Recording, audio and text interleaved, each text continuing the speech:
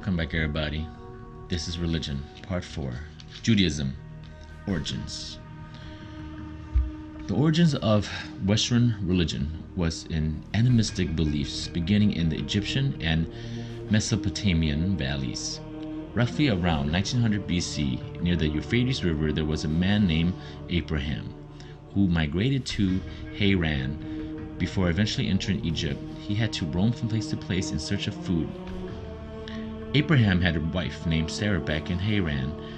Since at that time she wasn't able to bear him a child, Abraham took an Egyptian handmaiden, which also associated him with the Egyptian culture. Later on, when he was 100 years old, Sarah was able to bear him a son who was named Isaac. Eventually, when Isaac was old enough to marry, he went to Mesopotamia for a wife.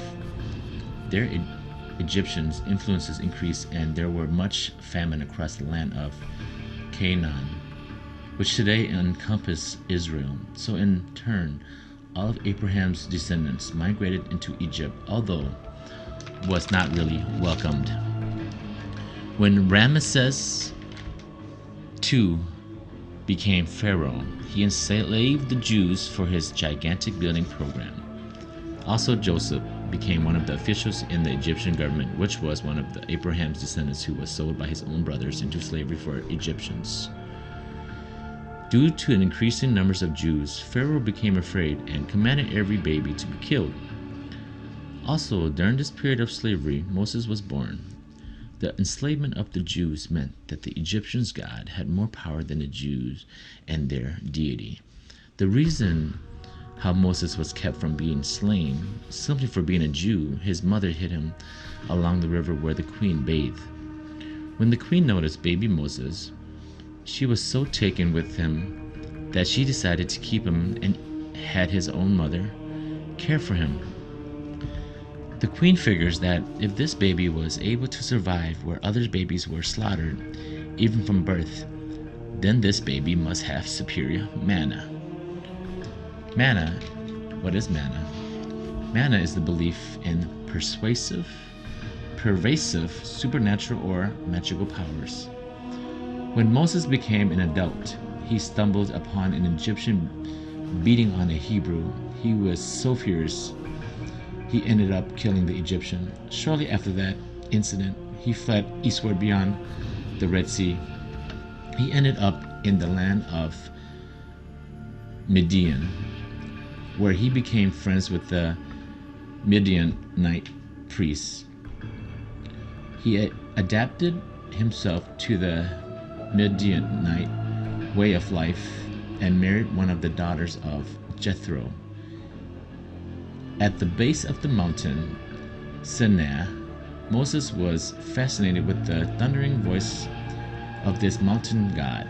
Not sure if this mountain god was Yahweh, he still sought to prove that Yahweh was a stronger God than that of the God of the pharaohs. Moses went back to Egypt to convince the Hebrews of his plans, and eventually the pharaoh, fearing Moses' power, agreed to free the Hebrew slaves. Escaping Egypt with his people, leading them to the foot of Mount Sinai, this is where Yahweh announced the conditions to the people in which he would protect them with the 10 Commandments. Then Moses went up the mountain again to retrieve the covenant, a contract carved in stone tablets, laws that would guide the people who now were on their own. With these commandments, Yahweh will protect the Hebrews, and in return, they were to serve Yahweh for all of eternity. Moses successfully converted his people to Yahweh, and Yahweh would help them gain the land in Canaan, where Abraham once lived on the outskirts. In time, the Jews prospered and established kingdoms. During this golden age period, there were King Saul, King David, and King Solomon. This was the only time the Jews had a land of their own. Yahweh was indeed the God of the Jews. Between the 8th and the 4th century BC, most of the numerous prophecies was lost. Fortunately, Yahweh was still preserved by his followers and prophets. The destruction of Jerusalem came about simply because the Jews did not want to pay tribute to Nebuchadnezzar. He ruled from 605 to 562 BC. The greatest military leader during the Neo-Babylonian Empire. When the Jews decided not to pay taxes, he crushed them. After third tax withholding, Nebuchadnezzar completely wiped out the Jews, using his armies to destroy their temple, ark, city walls, and took their upper class into Babylon during 586 BC. Thus, the Babylonian gods was more superior than that of the God of the Jews, and Yahweh worshipping should have disappeared forever. The captured Jews during the Babylonian exile were permitted to live together in separate communities and free to follow their old ways of life and culture. Because of this, the synagogue was born. Christian churches' birth also grew out of synagogue. Due to these Babylonian events, the Jews' worship in Yahweh was now reawakened. Scripture readings became part of the Sabbath. Religions, services, and the Jerusalem people can now participate in public temple ceremonies. The Bible's narrative, quite simply, that the Jews went to Babylon as barbarians and then came back civilized. They went as a confused nation with no self-consciousness, but then came back with an all-exclusive national spirit, returning with most of their material for the Old Testament.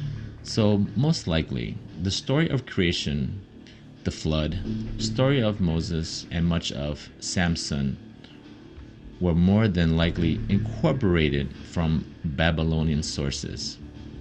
Before the Jewish people captivity, there was no devil in their theology.